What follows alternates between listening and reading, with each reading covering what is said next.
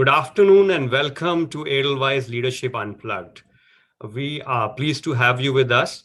And today I'm privileged to welcome a legendary banker who invested over 45 years of his career to banking in India in various roles, ending up in leading and building up one of the largest private sector banks of India.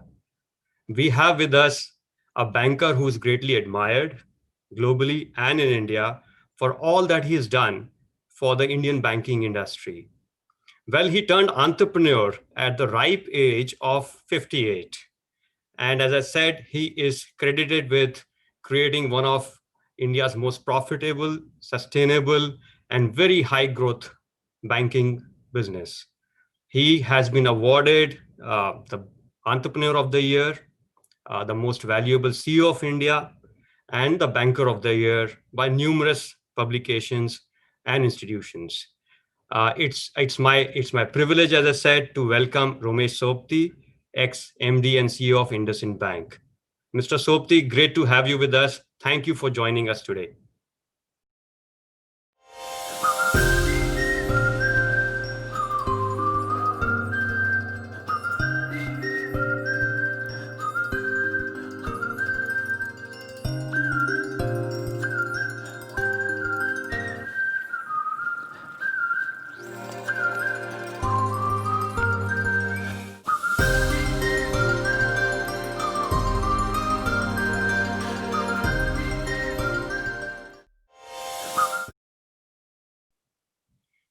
Romesh, welcome. Thank you for being with us. It's great to have you. My pleasure. I hope you're doing well. Family is good. Yeah, doing well so far. Family is scattered all over.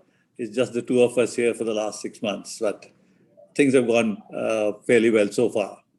And I hope a busy banker like yourself is finding productive use to your time ever since you retired from the bank.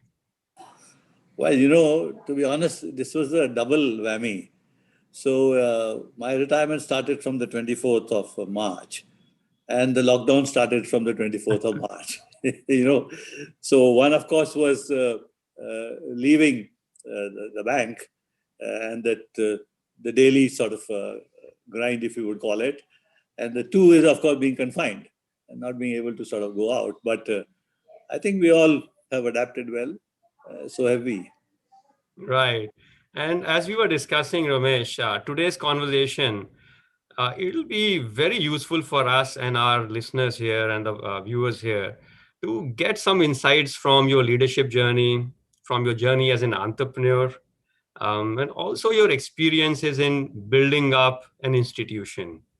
And if with your permission, if I may just dive in with a question that's on the top of minds of our customers, is navigating crisis, times of crisis. And if I recall, you joined IndusInd Bank in 2008, just before the global financial crisis. So that hit.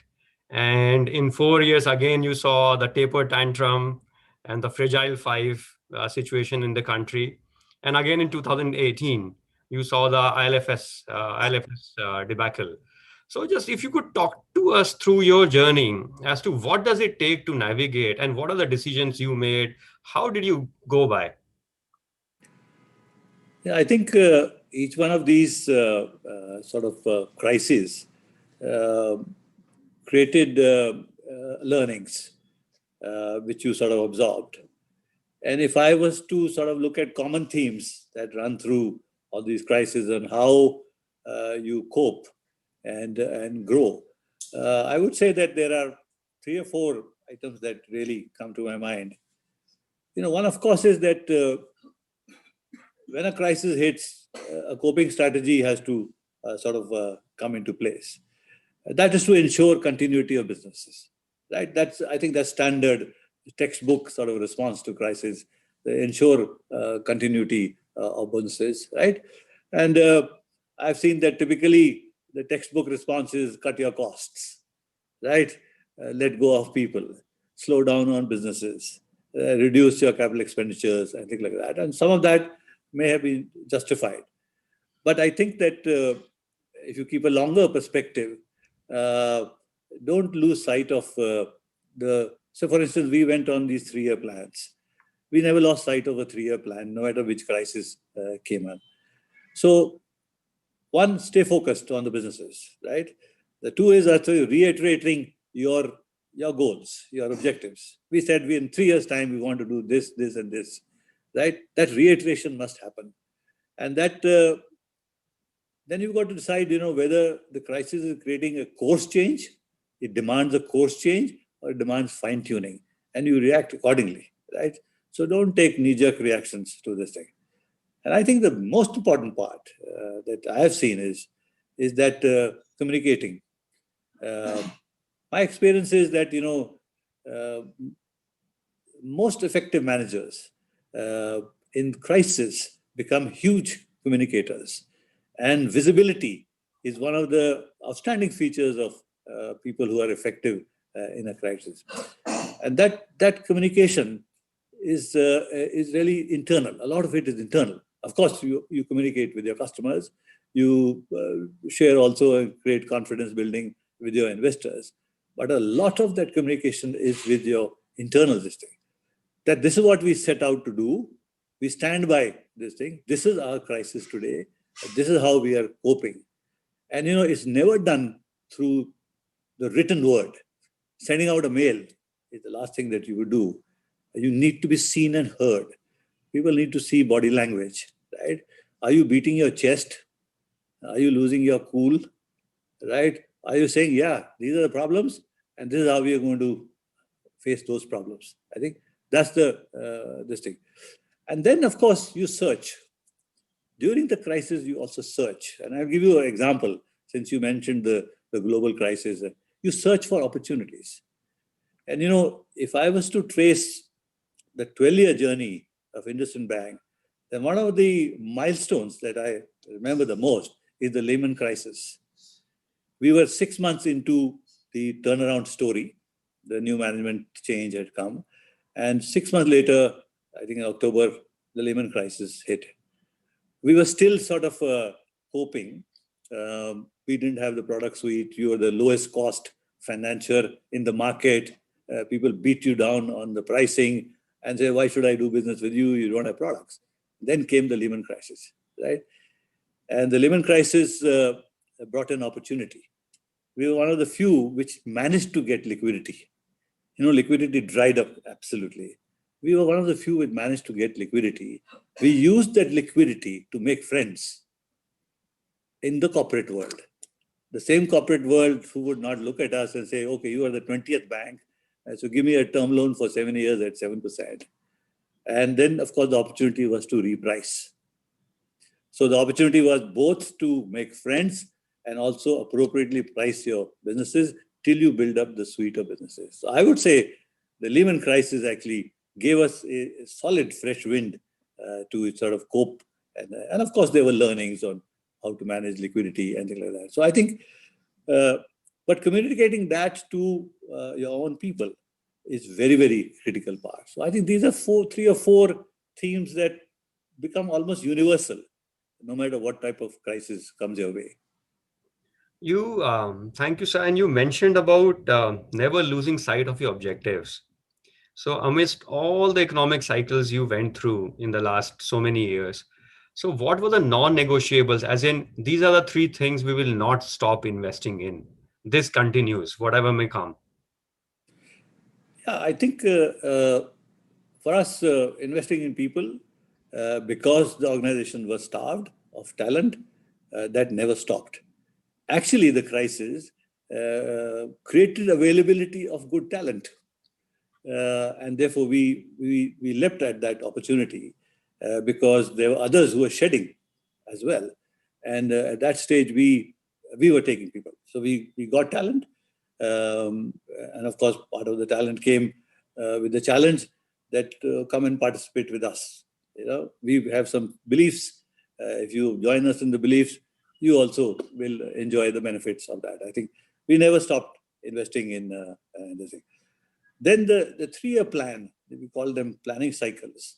They envisaged a certain amount of investments, for instance, in technology. We were solidly impaired on technology, I would say. Of course, there was an old core banking system. We never shirked investing in a core banking system and technology and all sorts of things. So these are two areas that is the thing. And I think the third one, of course, is customer building up the customer base, right? So never losing track of the customers. So what we call new to bank customer, this thing, that through all these crises, we sort of we maintain that stance and that focus. Right. And if I may ask you, you mentioned about whether it's a course correction or not. Are you completely, permanently altering your course or not? At any point of time, did you go through such a situation where you had to say, this plan is shelved? Now let us create a fresh plan because what happened, whatever has happened impacted us so deeply. The past doesn't hold any good. So let me pick another milestone, which was the ILFS milestone, right? And I think that it's well known in the market that the ILFS left a deep impact on the bank itself, as it left a deep impact on the market as a whole. And then there was this huge sort of hue and cry and inquisition, if I would say, on, what have you changed? Have you changed your risk practices? Will you do this business or that business and this and that? Now, we said yes, there are learnings, right? It was a misstep, right? Caused by many factors. A lot of them are external and things like that. But it doesn't mean that we'll now stop lending to the corporate world. That's a course correction. And today you see the chorus you hear now is, I'm going retail. Yeah. Right? Because the corporate book has given pain. I think that's a very short term sort of for this thing. I think that this averseness is going to create opportunities because a lot of people are vacating spaces. For instance, infrastructure financing. It's a space completely vacated. And I'm telling you, some of the other lender is going to find their space again and is going to sort of come back. So I would say a course correction means I'm stopping corporate banking. Fine-tuning means I will not lend to certain parts. And if I lend, these are my new shields, credit shields or credit screens that one would put on there. So fortunately, in these 12 years, we've not had to face any business where we said, shut this business. It's a question of the pace of scaling up and the degree of investments pacing out, but not shutting businesses, fortunately. Right. And also, if you could talk to us about some difficult decisions you had to take during any of these crisis periods or course corrections, anything that you had to bite the bullet and take those calls. And now you look back and say, well done. See, the issue here is that when there's a crisis created because of, say, missteps, then the blame game starts, right? Right. And I think one of the things that as an institution, as management, as board, everybody, they stood by people. That decision is difficult. The blame game is like a wave, and you sort of, people force you to give in.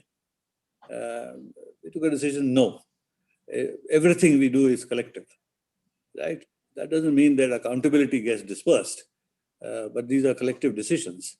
And so standing by the people, in spite of pressure coming in, we stuck to that sort of thing. Right? You say, yes, of course, could have done some things differently, but you're wiser after the fact. But now let's learn and now move on to this thing. That decision to not sort of do the blame game was, I think in the end, it sort of pays off. People become much more loyal when they know that there's somebody behind their back, somebody supporting their back. I think that's a critical feature of institution building. Right. And if I may just extend this question, Romesh, You talked about investments in people. We are aware that, five of you joined from ABN AMRO and started IndusInd Bank, and the fact that the senior team has continued. And you've again and again talked about creating trust in people, carrying people along, like-mindedness. How important that has been in the journey of the scale up. And what are two, three things that you've done differently, you think, to just create this atmosphere, environment, this ownership? I mean, what is so special? So, the word team and teamwork is, of course, used so frequently when you discuss management and things like that. If you really sit down to analyze saying, what is a team? And the usual answer is a bunch of people who report to one person. And we have never considered that as the definition of team. I think the team definition really is that you have a set of uh, like-minded people who have what I call common compelling objectives. There has to be commonality of objectives. They all share the common and beliefs, right? And the other element of it is, and to achieve those objectives, they create solid interdependencies. That I would call as a team, not a bunch of people reporting to a CEO. That never forms a team, but a bunch of people with the same beliefs and their like-mindedness and one objective, right? And everything pools into that objective, right? So the individuality that I did this, he did that, I want this bonus, and she wants this, that sort of thing, then it doesn't go away. It mitigates to that extent. I think that is that they were like-minded people who came in with a set of beliefs, and the beliefs are born out of experience. Right between the five of us, I think we totaled up once. We had something like 30, 60, about 120 years of banking experience, even more. But there was some common beliefs. I think that is a critical feature of teamwork. Then, of course, the stickiness that you talked about, I think, and I think that's one of the features that really gives me a lot of comfort. That in those 12 years, we did not lose a single single senior manager in the management team of the bank. It's because they believe, and we went through many sort of twists and turns. I mean, you could say that people came in because you gave them stock options, but the stock varied up and down, but people stayed. And I'm happy to see that the team is intact, and nobody has actually even indicated that he or she would sort of leave. I think that stickiness is most encouraging. Right. And if I may just ask one more follow-on question on this. We were barely coming out of 2018 ILFS debacle, and we faced this whole COVID situation. It made matters worse. And when teams go through this, there's scars on the back, their wounds, and morale is down. Belief is down. People, like you said, the blame game, and one-upmanship, or a lot of these things start. And a lot of, let's say, our clients, corporate India, have taken hard decisions on people, right? People, compensation, rewards, all of that.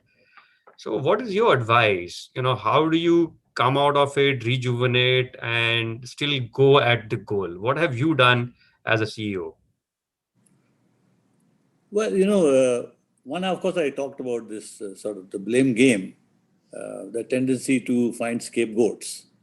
I think is it doesn't pay off. It does much more damage than people think. I think that blame game, this thing, and the politicization of the blame game, right? The politics of it is this thing. Also, then uh, you stand before, right? Don't put your team to face the difficult questions. You got to stand up before that, right? And you have them backing you up. I think that's the thing that really binds people together. That somebody said, okay, I will take it on the chest, right? Because I took all the medals on my chest also, right? So a few darts also should be taken on the chest. I think that goes down very well with people. Right. Deep inside, we always think that it's the stock options, the value of the stock options, the bonuses, and this and that, and all the sort of things. But I tell you, you don't get up in the morning every day and look up your bank balance. Yeah? But do you remember? Uh, I remember. Which boss do I remember the most? The boss who I thought was the best human being, not the best leader, not the best manager, but he was a good human being. Right. Right? Because the good human beings are good leaders. Right. A good leader has to be. And I think that's what really matters a lot. Everything else matters, but this weighs heavily on the minds of people. Right. And if I may just now shift the conversation to the, let's say, the three phases of growth. I'm sure when you took over as CEO of IndusInd Bank, there must have been a cleanup phase, or the turnaround phase, and then a catch-up phase. You have to catch up with all your products, services, infrastructure, so on. And then you're going for the win. You're going for growth, profitability, scale, and so on. If you could describe to us these three phases, one in terms of mindset, your mindset, and two in terms of what measure of success were you going after in these three phases, or how were you kind of looking at it, and when did you cut over and said, hey, this is done, let's move?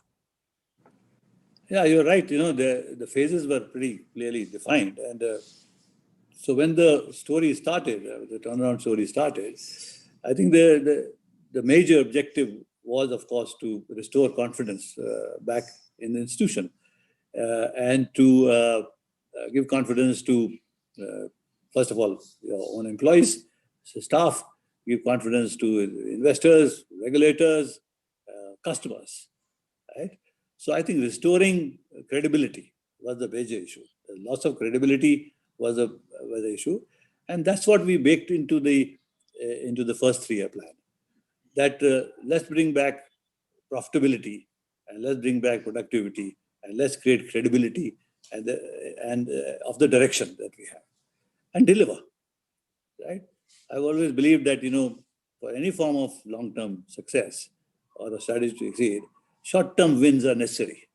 And you must deliver those short-term wins. They create the confidence. Those were built into the first 3-year plan. The measures of success, we shied away from the loosey-goosey measures of success. As we said, these are 6 measures of success, right? And watch us on these. Right? And there was returns, profitability, productivity. So return on assets, returns on equity, interest margins, the gross to net NPAs, the revenue per employee, the cost to income ratio. I said, okay, measure us on this one. And every quarter we will measure ourselves on this. That's phase 1. So fortunately, the tailwinds carried us in phase 1, post the Lehman crisis and all. And you sort of brought it to a certain phase where they said it became respectable in the sense that you are not an outlier. To move from the outlier, you are not an outperformer, but you moved away from the outlier and you are middle of the roader. The next 3 years, we said, all right, let's bring little scale into the businesses. So one was profitability and productivity, then bringing scale into the businesses. The next phase was really when we started talking about market share. And then we introduced the concept of domain leadership, right? I wouldn't call it domination, but domain leadership. So we did a full distinct review and said, look, in the domain of vehicle financing, we are leaders. Number 1, number 2, and number 3 in every vehicle category, right? This is one of our domain. We want market share in this domain, right? Similarly, in the domain of gem and jewelry financing, diamond financing, for instance, that's the acquisition we did. We were number 1 player. It's a domain. And what domains do is really domains create surprisingly sustainable yields. And because you are a domain expert, you demand a certain pricing and also better delinquency profiles. So the second domain. And there we said market share, right? You want to be clear, number 1. And then, of course, third came the microfinance. part of it. The third domain was created. And when we bought or merged with Bharat Finance.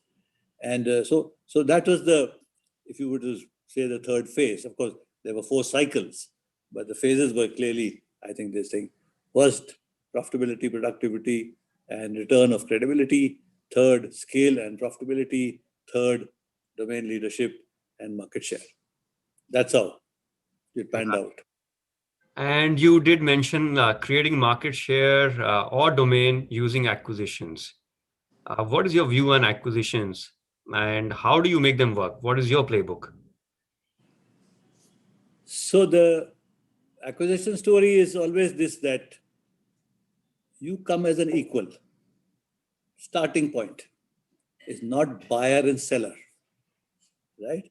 We've always positioned it as a merger of equals. The need is same on both sides. The master, the bossman relationship doesn't work, right? The second, I think, this thing is that continuity in terms of, say, employees, right? So in all our acquisitions, we have always said that not a single job will be lost. That's one of our district, right?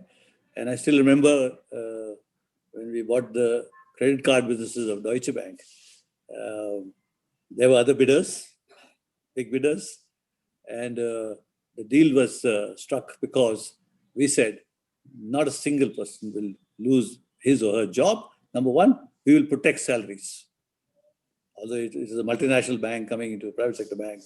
So I think there are a couple of beliefs that we really worked on.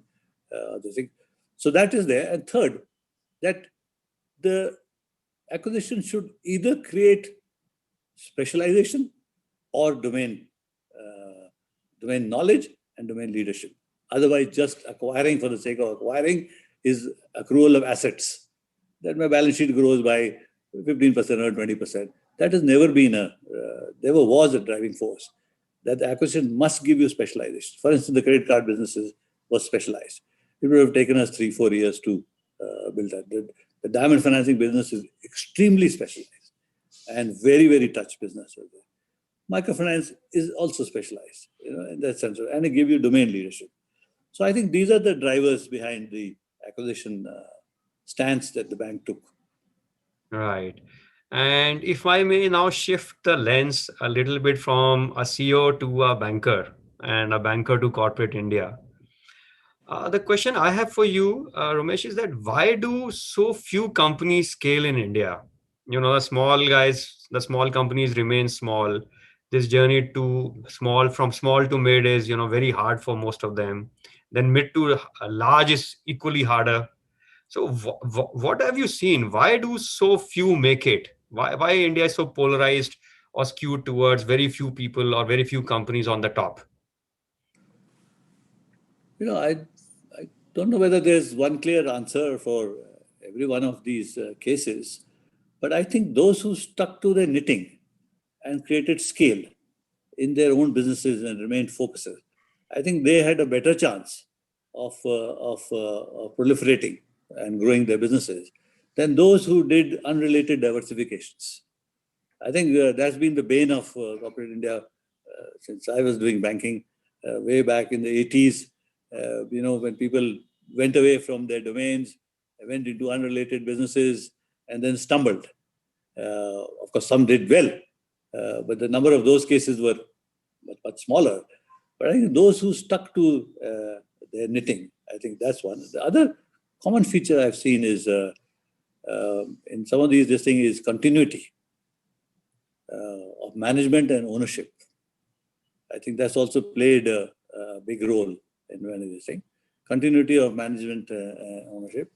And of course, I think the acquisition strategy also then linked to the same thing. Am I going into a completely unrelated domain where I have no knowledge or experience, right? Or is it something which is accruing to my existing domain? I think those are some of the features, but I wouldn't say there's one mantra that really applies on why you made it, right? So various people made it for different reasons. Sometimes change of management cause a change in this thing. Sometimes an acquisition took you to a different level, well thought out actually. But mostly you see those who stuck to the knitting and those who kept their people intact, right? So the people who, so if you have somebody who's, if you have a company which, where the CEO has worked for the company for 25 years or 30 years, you probably will see an example of success.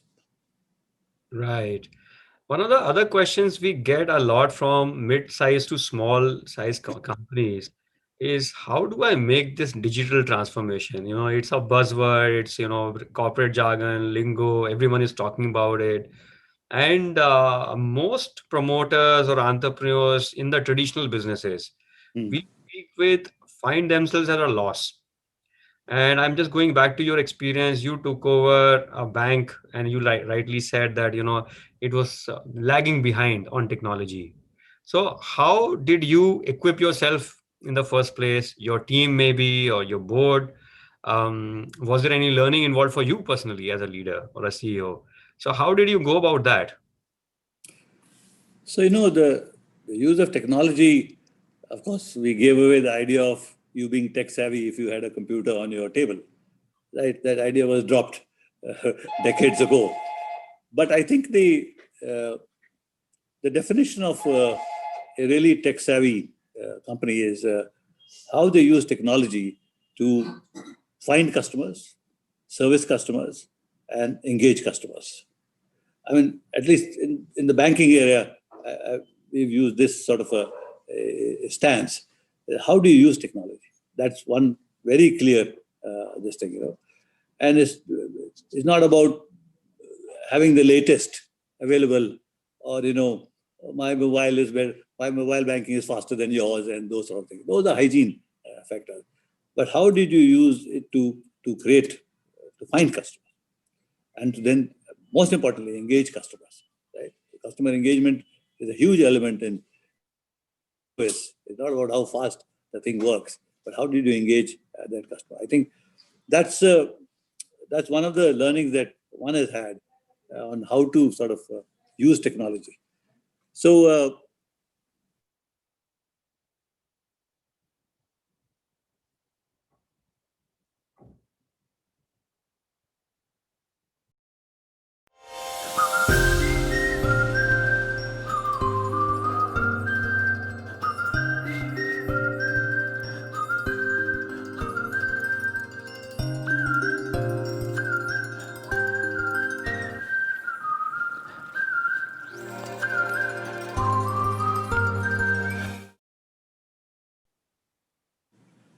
okay, just not very left out. You So, were I talking mean, about how do we find and engage customers, and you're saying engagement is most find important. find service and engage. I think that's really savviness. The other element is this. Now, when we talk about, say, the digital transformation, right? I think what is true of non-digital elements is true of digital elements and all. At the end of the day, you must ask these two questions. What does this do to my revenue, and what does it do to my cost? That's the Right. final test of technology. Now you could put elements there which saying, oh, it helps my customer base, so therefore it impacts my revenue. Or it says it reduces my cost of acquisition, right? It affects my cost. I think the ultimate test of that is also. So the transformation to digital sort of a strategy, if you were to say, from the traditional technologies is not a strategic sort of a change in the stance. You must ask the same questions again and again. What does it do to my revenue? What does it do to my cost? Right? And then say, okay, uh, front office, mid office, back office. Where do I use these sort of things? Then, of course, there's this big debate around can I transform the existing organization into a digital organization, or should I start a new vertical? Right? And this idea of the new vertical had gathered space a lot. We must set up a subsidiary which does that. It doesn't work. At least we discarded that idea. He said that you embed the new this thing, digital this thing into your DNA slowly. It will come into your DNA when you think digital, right? When you process digitally, when you face customers digitally. So we followed that sort of a thing. That don't create separate verticals. Don't say, okay, now I'm creating a new digital bank. Yeah, we transfer and transform slowly into a digital DNA. That's the philosophy we have followed. Right.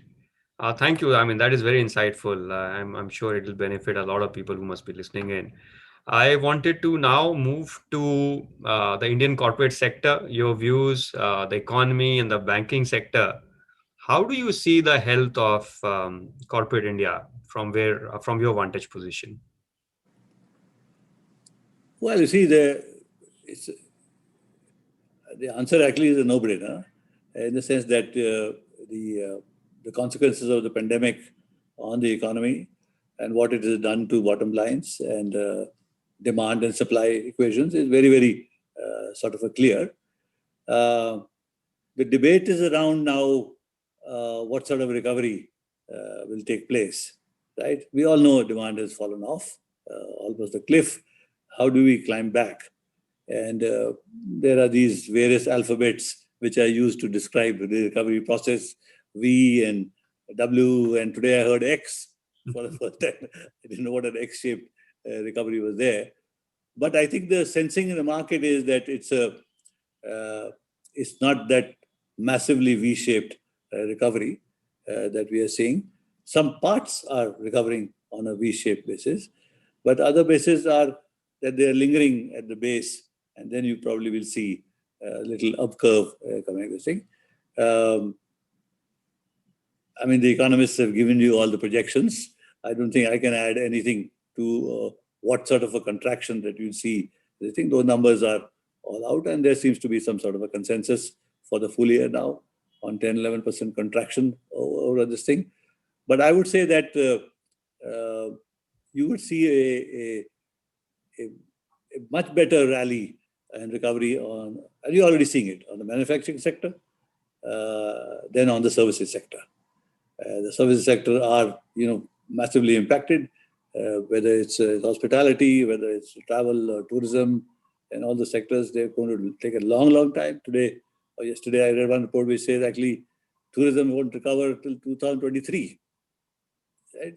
So that's a very deep sort of a concern. But I think the other sectors, I mean, I've talked to several captains of industry, and they all feel that they are back to pre-COVID levels on their capacity utilizations, etc. So then, of course, there's a discussion about stimulus and things like that, and there are pros and cons of that. If you are seeing recovery, do you need to give another massive stimulus? Because then you're just giving it away, right? So there's a school of thought which says give it away. I think you've got to give it away selectively. And let's see what has already been done and how it's going to impact. Monetary policy, I think, has played a very, very satisfactory sort of role. Whatever the full firepower of the regulators have been used as far as monetary policy is concerned. Liquidity is flush in the system. The cost of financing has gone down dramatically, and it's probably going to fall even further. The question is pick up in credit growth. I think that's the big thing that faces lenders, for instance, that how does credit growth come up? Which sectors will draw more? Right now, it is pretty subdued. There's, of course, there's the whole issue of the risk averseness. Risk averseness is deeply embedded in the system. Normally, in cycles, I've seen reversals happening in 6 months, 8 months. This looks a much deeper risk averseness cycle. Probably will go into the coming year as well, I think. So I think that's a few takes on the economy and the banking system. And if I may just ask you, if you were the RBI governor, what are the additional steps you would take just to kickstart or help the recovery process? What are 2-3 things that should be done? See, I think the regulator has done much more than market expected, I would say. I'll give you one example. And since I was talking about risk averseness, and the NBFC sector, for instance, the risk averseness for the NBFC sector. The issue is simple. I have counted at least 10 steps that the RBI has taken to release liquidity in the hands of banks and release capital in the hands of banks, right? Yet lending is not happening. So what more should RBI do in that respect? Just a second.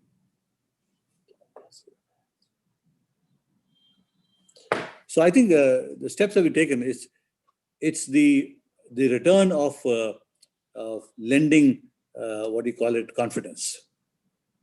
I don't think the regulator has to do anything more. Right. And there's so much conversation about the health of the banks, the impact of the debt moratorium, the debt restructuring, extension of this IBC window, and so on. What is your view on how healthy or unhealthy is the banking balance sheet system now? See, I would say 6-8 months ago, right, you would have massive cause for concern. Of course, one was the impact of COVID. I think now there is a strong sensing that earnings will take care of that impact. Earnings will take care of, cost of funds has gone down, margins are steady, not shrinking so much. I think that's one. The other was the capital overhang. And I think that's been substantially addressed. I mean, banks have raised some $13 or $14 billion. I think that's been substantially. So there was a take that, banks will probably need maybe $16, $17 billion. And I think $13 or $14 billion has already come in. So I would say that the situation today is much better than it was, say, 4 months or 5 months ago, because these two factors have come into play. Of course, bank to bank is going to make a difference. But there's money in the hands of banks. There is capital. More capital may be raised as well. But there's enough and more capital available now. The issue now is the return of confidence on the lending side. Right. And the other aspect you earlier touched upon was this corporate book versus the retail book, and this focus on retail and, people going overboard on one side. Do you now maybe foresee for the first time in India, maybe there could be large scale retail defaults because of so much of income losses, there's a whole demand shock out there, layoffs and so on. Do you see that is a distinct possibility? That's been discussed and debated and commented upon to no end. But still in the books of banks and still in the books of, or the commentary from the rating agencies, you're not seeing that. You're not seeing any specific surges that are coming. Even on unsecured lending, you're not seeing that. And people expected that 1 year ago. There was such a hue and cry on unsecured lending and all. At least not to my knowledge, there are no surges that have been seen. I think job losses may cause some of that to happen. But, people are very wary about ruining their credit records. You default once on one single product, and for a lifetime, you will not get any lending from the banking system. They all work under the same umbrella of the rating agencies for individual ratings. I think that has kept the retail part going, and it has belied all the expectations that one had seen. Not even 1 year, even 2 years ago, people have been talking about, since retail growth started really growing very rapidly, this whole commentary started on, when is it going to, when is the bubble going to burst? The bubble did not burst, right? I think let's see what happens now because of job losses and things like that. But a lot of the job losses would have already happened. Are they reflecting in delinquencies? At least one doesn't see it yet. Yeah. And the other aspect in the initial part of our conversation, you mentioned about the search for new opportunities. So as a banker, what is your advice to the banks? What are the areas of opportunities that are out there for grabs? I think the rural frontier, I call it the new frontier. It's the new frontier of banking. this government's initial steps have done. So, for instance, when you saw in the first 3 months of this new government, hundreds of thousands of Jan Dhan accounts being opened, people used to wonder why is this happening, right? Then the crores of accounts were opened. Then the Jan Dhan, Aadhaar, mobile, the JAM trinity. What this has done to rural India in terms of making it bankable, right, is being appreciated by many lenders now, right? And that's why this move, for instance, IndusInd move to merge with Bharat was to get a solid foothold in rural India. I think that this frontier will sort of hold steady and holds a lot of promise. It's not just agriculture financing, they're really small. The Kirana store, there are crores of Kirana stores.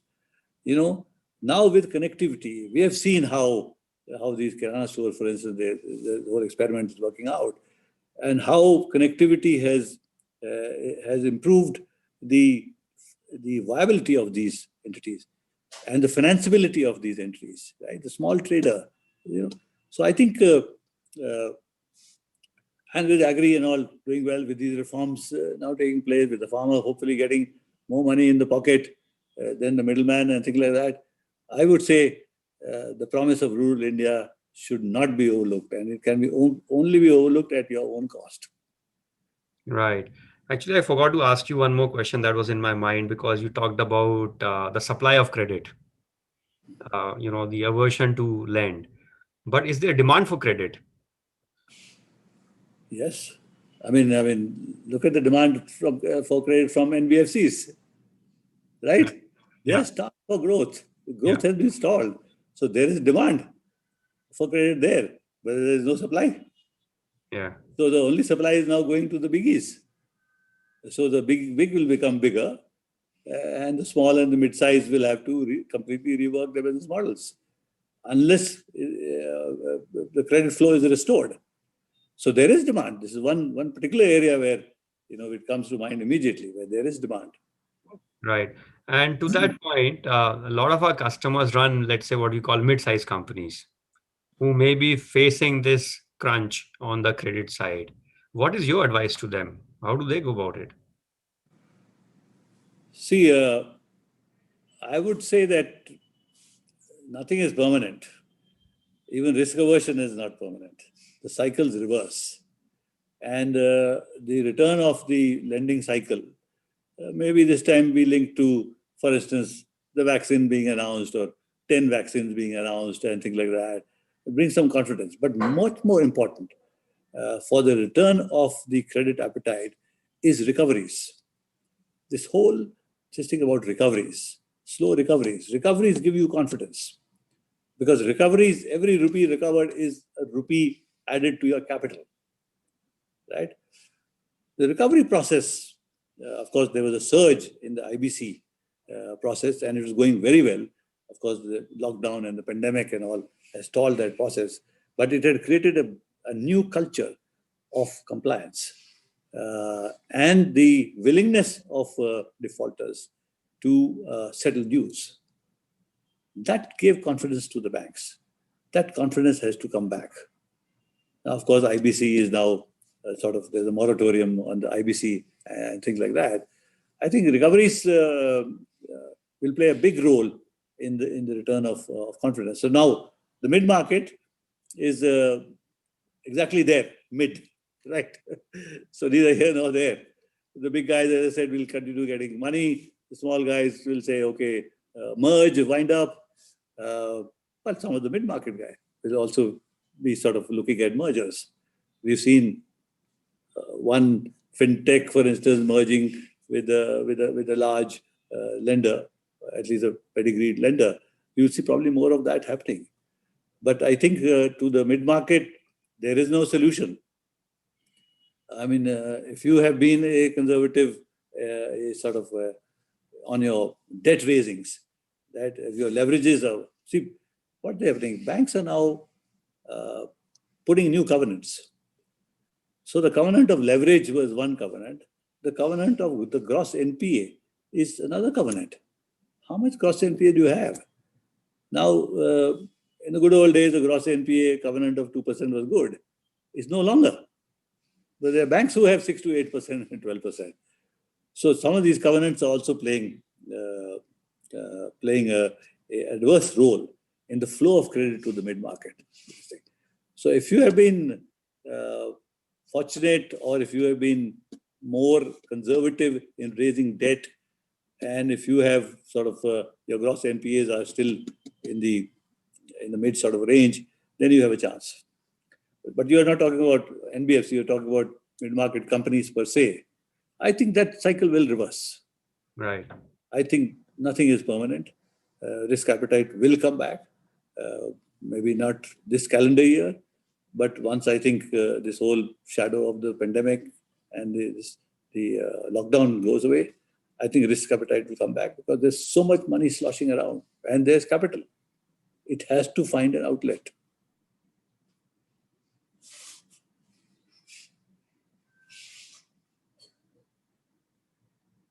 The other question is from, I mean, obviously, as a result of this pandemic and whatever has been going on since the last 2, 3 years, what is your advice to these mid-sized companies or promoters, entrepreneurs, on how should they look at the capital structure of their businesses or the balance sheets?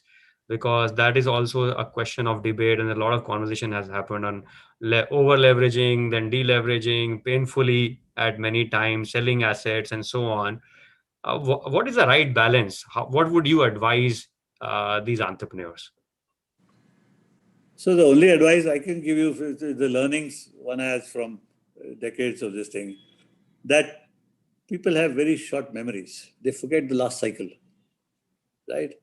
And then they say, oh, this time is different. And then they over leverage again. So the only advice I can give is, don't let it happen again. Don't over leverage. The heydays when the money will slosh around again. Yeah. Money sloshed around 5 years ago, 6 years ago. Everybody went into huge leverages. Your valuations came out of just growth, not necessarily profitability, right?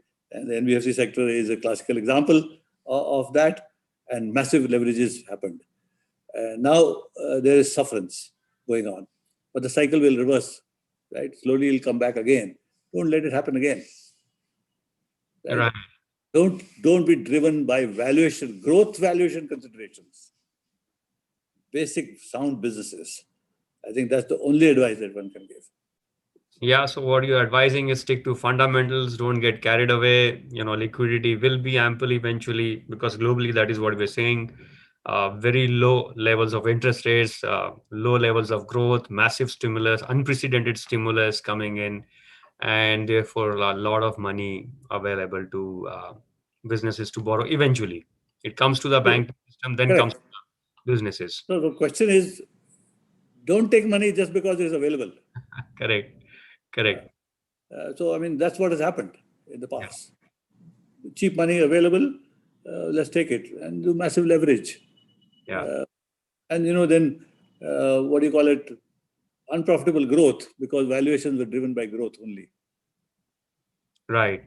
Thank you so much, sir, on these aspects. Let me just cut over in the last 2, 3 minutes of our conversation. There's some questions assembling. We have addressed most of them, but if there's something new comes up, we'll address. So tell us about your plans for the future now. Are you going to take it easy for some time? Well, the DNA is not to take it easy. It's hard coded, So the question is, the good old days, you said, let's put up our boots. It doesn't happen. You never take off your boots, right? So at least in my case, so, remaining associated with industry, with the financial services sector, with the larger financial services sector, not just banking, I think that's the way to go. And some of that activity has actually started. The pandemic has helped, because you sit at home and do the work. So you fulfill two desires at one. But I think it's not the 9 to 5 grind. That's not going to happen. 46 years of that is enough. But the desire to remain associated and see what value one could add to certain areas, that would certainly remain. So it won't hit the newspapers, that's for sure. That happens to the CEOs of banks, but at least it'll give me the satisfaction that you're helping with your experience. Right. And my final question to you, Romesh, is if you were to just take the sum total of all the learning and all your experiences, what are the top three things that stand out for you? What have you taken away from this 45 years of experience, life, banking, customers, all of the grind, execution, all institution building? What is your takeaway? I think the one big one is that honor your commitments. And it goes across the board. The commitments to make to customers, to your colleagues, to people in the institution you work for, commitment you make to your family. I think that's what matters. I give this example of a commitment that most of us vitiate. So you get a phone call and you say, I'll call you back in 3 minutes, 5 minutes, and you never call back. Yeah. That's dishonoring a commitment. I think the big lesson is really honoring commitments. The other one is that, that as you sort of scale the corporate ladder, don't forget the ecosystem that brought you there. And, this belief that, I did it, that belief is a wrong belief. It's the ecosystem that took you on their shoulders. So it's your colleagues, it's people who work with you, your bosses, customers, family, the whole ecosystem. That's why I keep remembering one boss of mine the most. Right? I've mentioned that in an earlier interview. Is that I was working for a British bank then in Green Lace, and he came into my room. And that time of the year, when you came with a white envelope, it meant something is good is going to happen. He came with his white envelope and then handed over this and said, open it. And of course, it was a promotion with a solid this thing. And fortunately, it was a second promotion in 3 years. So that was supposed to be a big deal for this thing. And then he put his arm around my shoulder and he says, remember your friends on the way up, lest you need them on the way down. What he was telling me was, don't forget the ecosystem, right? And it's not you alone who did that. I think that learning has remained with me right through these years. That is very humbling to hear. And personally, I must say I've learned a lot in this 1 hour interaction. I want to thank you on behalf of Edelweiss, on behalf of all our clients, our team, for joining in today. It's been a great conversation. Really enjoyed talking to you, Romesh. And all of us wish you the very best in whatever pursuits you are going after. Thank you so much. Thank you, Anshu. It was my pleasure to join you on this forum. Thank you Thank for giving the opportunity. Thank you. Thanks a lot, Romesh. Bye-bye. Bye. Bye.